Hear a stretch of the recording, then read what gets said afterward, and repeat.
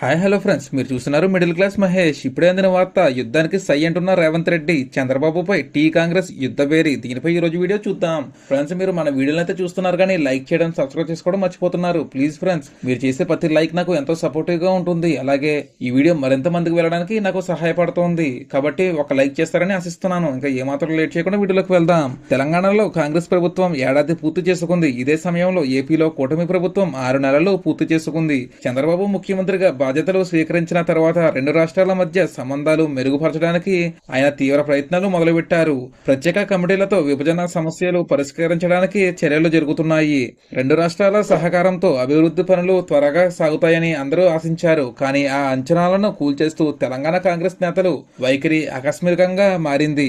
మంత్రి పొంగులేటి శ్రీనివాసరెడ్డి, కోమటిరెడ్డి రాంగోపాల్ రెడ్డి, తీన్మార్ మల్లన్న చేసిన వ్యాఖ్యలు ఏపీ ప్రభుత్వంపై విమర్శలకు దారితీశాయి. అమరావతి నిర్మాణంపై, పెట్టుబడులపై, రియల్ ఎస్టేట్ పతనంపై చేసిన వ్యాఖ్యలు చర్చనీయాంశమయ్యాయి. ఒకవైపు రేవంత్ రెడ్డి ఏపీలో మంచి సంబంధాలు కోరుకుంటున్నారు. మరోవైపు ఆయన పార్టీ నేతలు విరుద్ధంగా మాట్లాడుతున్నారు. ఇది ఒక రహస్య అజెండా కోణమా, లేక రేవంత్ రెడ్డి తెలుగుదేశం పార్టీ నుంచి తనను దూరం చేయడానికి వ్యూహాత్మకంగా ఈ వ్యాఖ్యలు చేయిస్తున్నారా అనే సందేహాలు ఏర్పడుతున్నాయి. ఇదే సమయంలో బీఆర్ఎస్ నాయకత్వం రేవంత్ రెడ్డిని చంద్రబాబు డైరెక్షన్ లో నడుస్తున్నారని విమర్శిస్తోంది.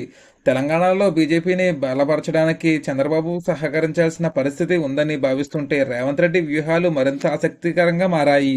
ఇరు రాష్ట్రాల మధ్య రాజకీయ తాకిడి ఎలా సాగుతోంది, చంద్రబాబు రేవంత్ మధ్య సంబంధాలు ఎటువైపు దారితీస్తాయి, మరిన్ని విశ్లేషణలు రాబోయే రోజుల్లో తెలుస్తోంది. ఇది ఫ్రెండ్స్ ఈరోజు వీడియో. ఇటువంటి మరిన్ని వీడియోస్ కోసం మీ అభిప్రాయాలను కామెంట్లో పంచుకోండి. లైక్, షేర్, సబ్స్క్రైబ్ చేయడం మర్చిపోవద్దు. ఇది థ్యాంక్ యూ ఫ్రెండ్స్.